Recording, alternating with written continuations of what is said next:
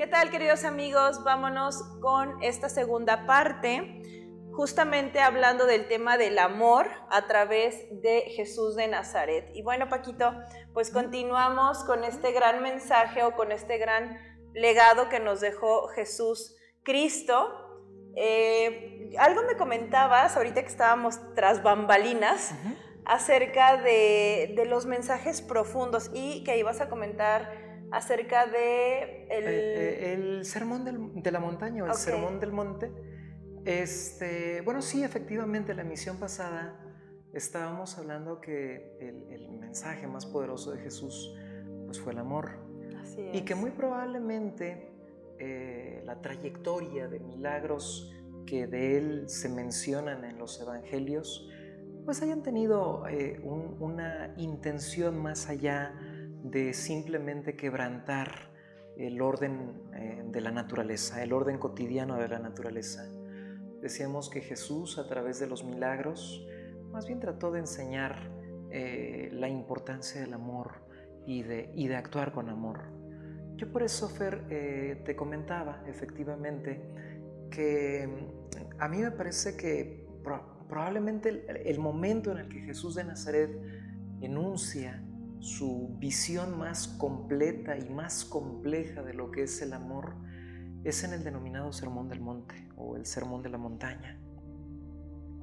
Jesús de Nazaret, ya lo habíamos comentado, era un personaje muy influyente en su momento, en su tiempo, porque era un hombre carismático que tenía facilidad de palabra y que era seguido por muchas personas.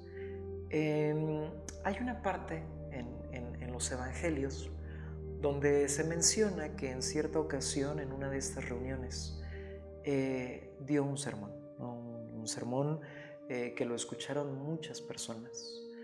Y este sermón, insisto, me parece que es la enunciación más clara de su idea del amor, porque Jesús de Nazaret en el Sermón de la Montaña dice cosas que yo personalmente no he escuchado, ni he leído, ni he visto en ningún personaje histórico anterior a él y probablemente tampoco posterior a él. En el Sermón de la Montaña, Jesús lo comienza con las bienaventuranzas, ¿no? Él empieza diciendo que bienaventurados los pobres de espíritu, porque para ellos es el reino de los cielos, y empieza como bendiciendo a muchas personas. Bienaventurados los que padecen injusticia, porque ellos conocerán lo que es la justicia. Bienaventurados los pobres, ¿no? Porque ellos conocerán la abundancia. Y hace como una letanía de bienaventuranzas, diciéndole a sus seguidores que la adversidad, Fer, no es una condición eterna.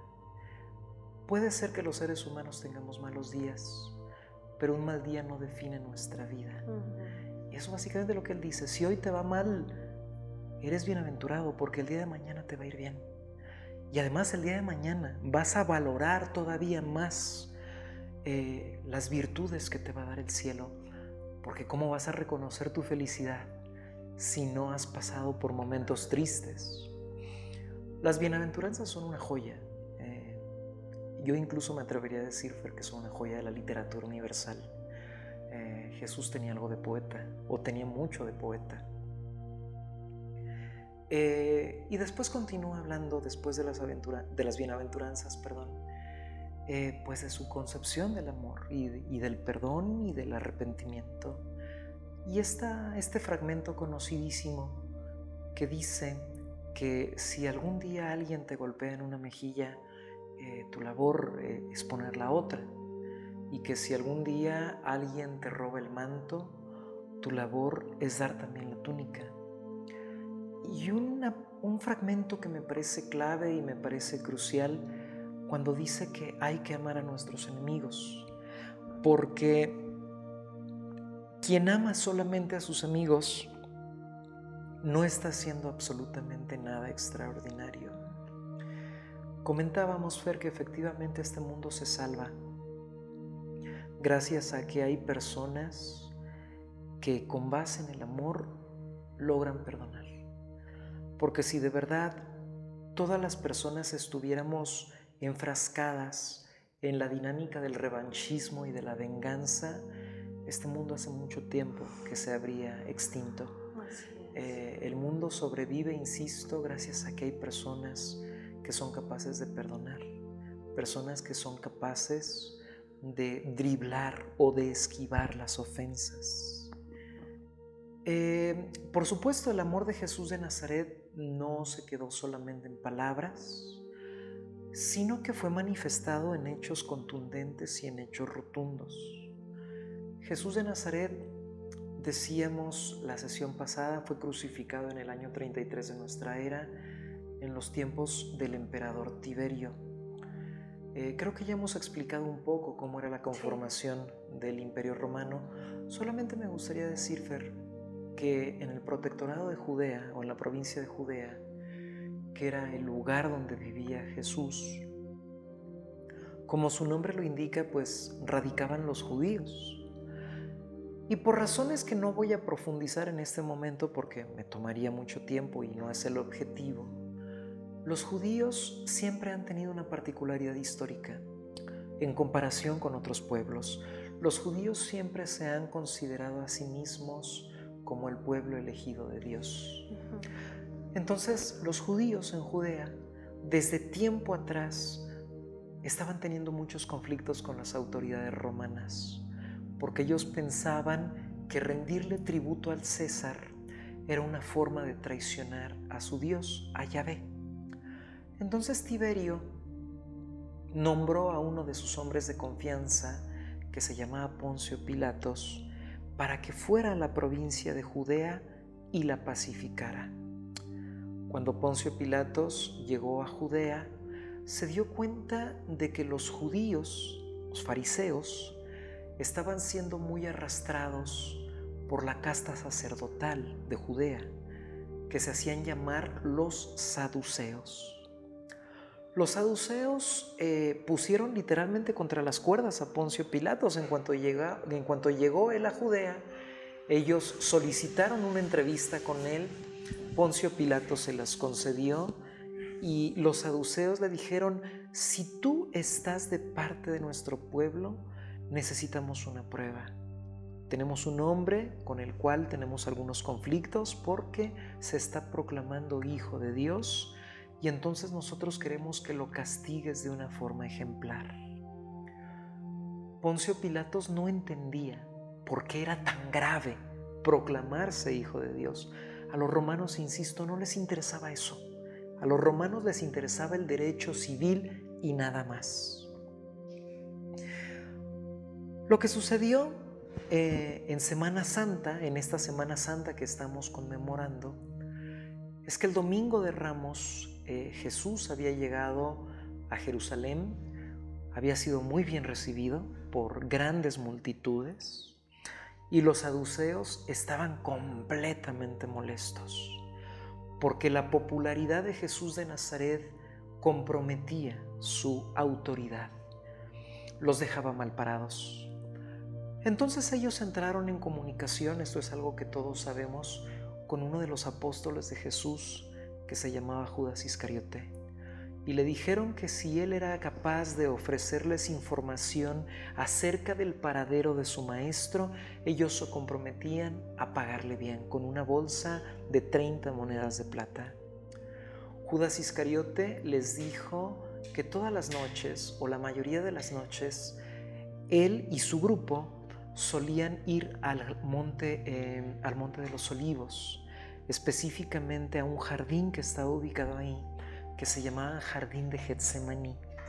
Y lo que hacían es que después de la cena iban a rezar. El jueves santo, Jesús de Nazaret tuvo una cena con sus discípulos, la última cena, como la conocemos, donde hizo por lo menos 3 cosas muy importantes. Por principio de cuentas, Fer nos enseñó humildad en el famoso lavatorio de pies. Jesús de Nazaret les dijo a sus discípulos que se descalzaran y que Él les iba a lavar los pies. A pesar de ser su maestro, Él se iba a postrar a sus pies. Esa fue la primera gran enseñanza de Jesús. La segunda gran enseñanza de Jesús en esa noche del Jueves Santo fue que instituyó la Eucaristía. Jesús repartió los alimentos entre los presentes y dijo que ese pan era en realidad su cuerpo transformado y que ese vino era su sangre transformada. E instituyó uno de los grandes el ritual, de hecho, en torno al cual orbita toda la religión católica, la Eucaristía. La Eucaristía. Y por último, al final, pues dio el aviso de que a pesar de que ellos parecían ser una comunidad donde había mucha confraternidad, uno de sus apóstoles lo había traicionado. Todos se quedaron exaltados ante esa noticia.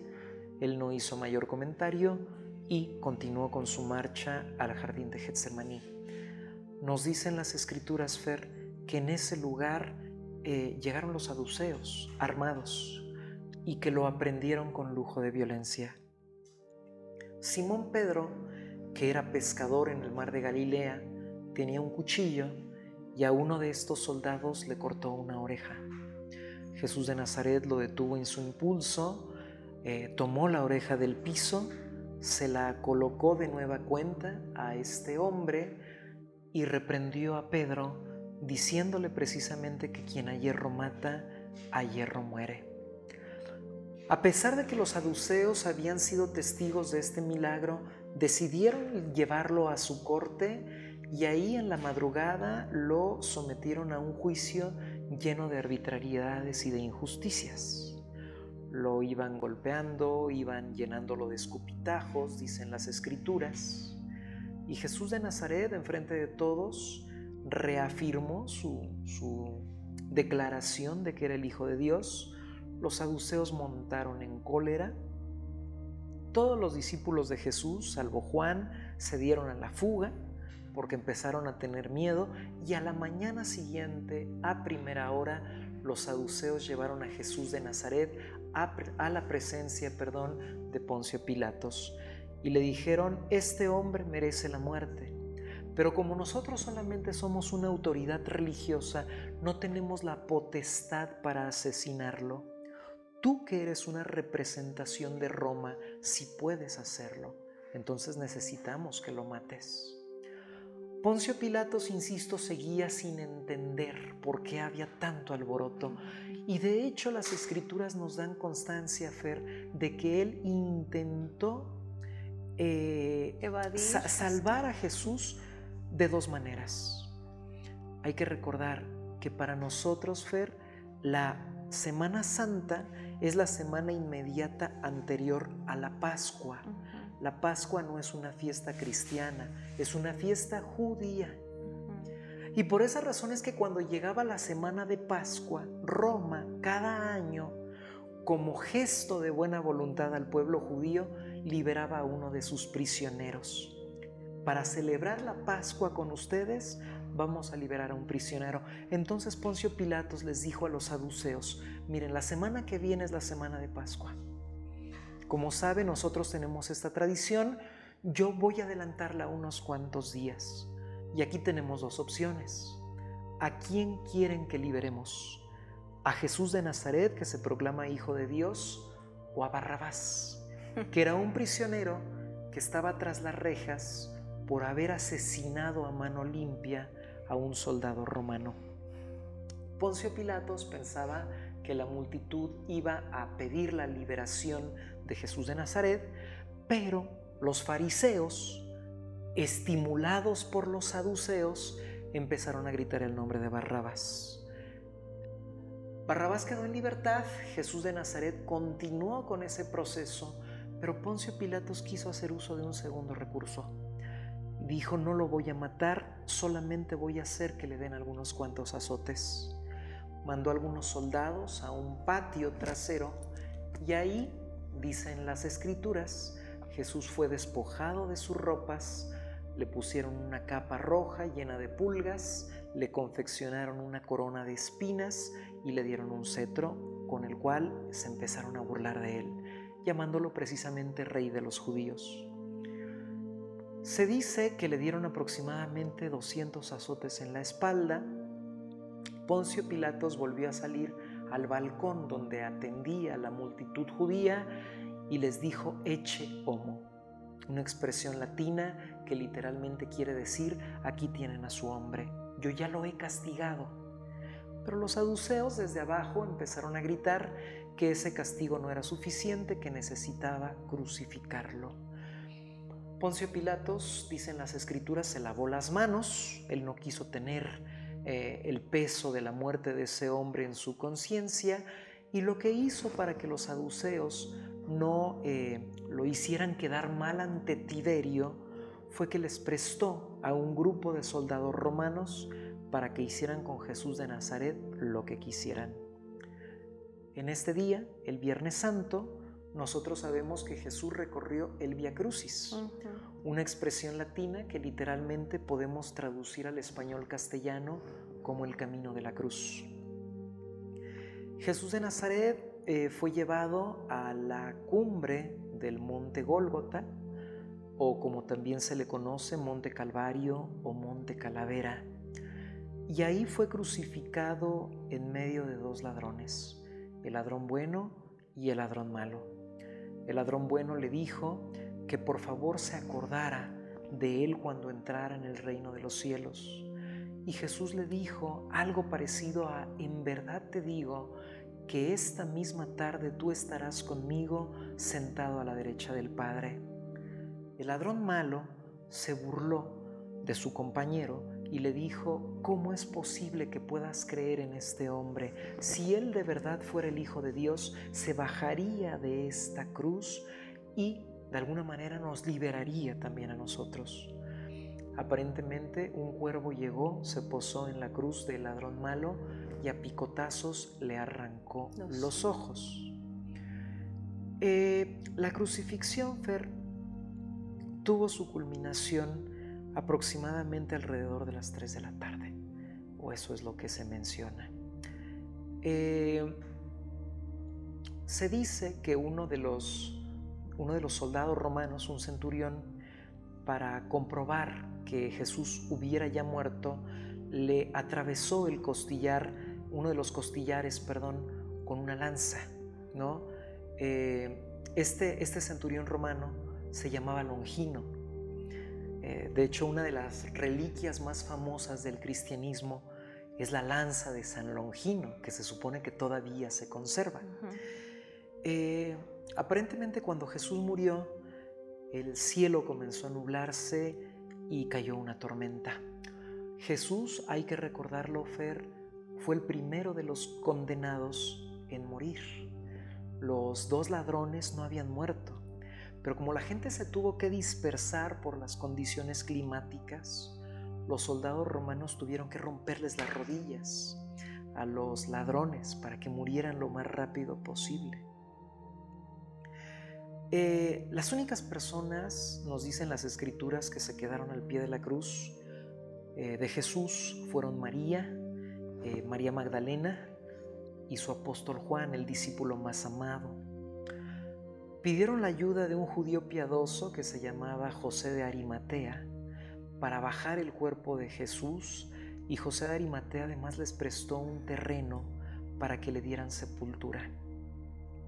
Se dice, Fer, que ahí Jesús estuvo la tarde del viernes, estuvo el sábado, que nosotros conocemos como el sábado de gloria, y el domingo de resurrección, venció la muerte. Este es el final de lo que en la tradición cristiana se conoce como el misterio escatológico. Jesús muriendo y resucitando completó su mensaje de amor. Porque hay que recordar, Fer, ya con esto, si quieres, perfilamos el final de nuestra conversación. Con esto Jesús de Nazaret confirmó algo que les había dicho a sus discípulos días antes, y es que no existe amor más grande que aquel del que da la vida por sus amigos. Jesús de Nazaret dio la vida por la raza humana para probar que efectivamente su amor por los seres humanos era más grande que cualquier cosa, y que en lugar de tener riquezas, en lugar de tener prosperidad, de tener abundancia, de tener éxito, de tener tantas y tantas cosas, Él prefirió, insisto, redimir a la raza humana que, de acuerdo con la tradición cristiana, había sido condenada por el primer hombre, es decir, por Adán. Adán, a la hora de caer en la tentación, de cometer el pecado original, pues de alguna manera había condenado al hombre a la muerte eterna, la muerte permanente. Jesús, con su acto de amor, permitiendo su crucifixión en una cruz romana, que en ese momento, hay que decirlo, Fer, era un castigo vergonzoso, era donde iban a parar los peores delincuentes, era donde iban a parar los parias de la sociedad, el excremento social iba a parar a la cruz. Jesús de Nazaret convirtió ese símbolo en el símbolo de nuestra fe, diciendo precisamente que su amor lo llevó a dar la vida por sus amigos. Así es, qué mensaje tan más profundo, Paquito, y que a través de los tiempos ha estado tan marcado y creo que también incluso hasta mal entendido, porque cuántos sacrificios no se han hecho en el nombre del amor, cuando en realidad eso no es amor. Entonces Jesús nuevamente nos enseña la virtud, porque finalmente es una virtud de amar a alguien más, ¿no? Entonces, pues la verdad que yo te agradezco, Paquito, es un honor, es un placer, te lo digo de corazón, tenerte aquí, que nos brindes este espacio, tu tiempo, el conocimiento que tienes, y para mí es fascinante escuchar la filosofía o el pensamiento de otros seres, y pues bueno, al igual que a mí, espero que a ustedes les parezca fascinante, interesante y que investiguen más, porque creo que es una pequeña introducción lo que Paco nos viene a dar a toda la grandeza literaria que podemos encontrar. Paquito, muchas gracias. Espero que también ustedes en estos días pues realicen principalmente una autoindagación, que es realmente complejo. Sin embargo, todos los días deberíamos de iniciar por una pequeña introspección, haciéndonos conscientes de los buenos y de los no tan buenos actos que hemos tenido y de qué tan gentiles somos día a día con nosotros y para los demás. Paquito, muchas gracias, nos vemos en la próxima y que tengan una excelente y bendecida noche. Hasta pronto.